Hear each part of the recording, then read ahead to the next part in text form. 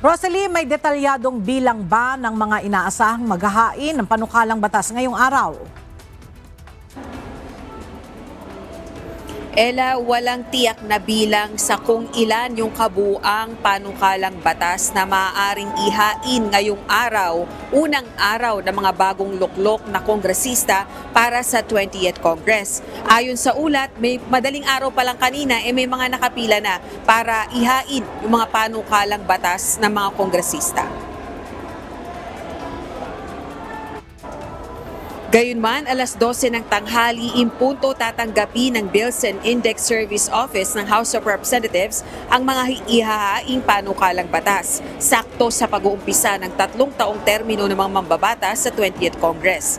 Pahayag naman ni 4Ps Party List Representative J.C. Abalos, second-termer na kongresista, hanggang 10 panukalang batas ang maaaring ihain ng isang kongresista ngayong araw. Kabilang sa mga ihahain nito ang ilan sa mga panukalang batas na hindi na ipasa noong 19th Congress. Partikular na ang pagbabago sa cash grants para sa mga benepisyaryo ng Pantawid Pamilya Pilipino Program o 4Ps. Pakinggan natin ang pahayag ni 4Ps Party List Representative J.C. Abalos. I recognize the importance of filing your bills fast, filing your bills early. Kasi napakabilis lang po ng 3 taon. Gusto ko mabigyan ng pagkakataon na mapakinggan sa hearing ang bawat bill na aking ipinapasa. And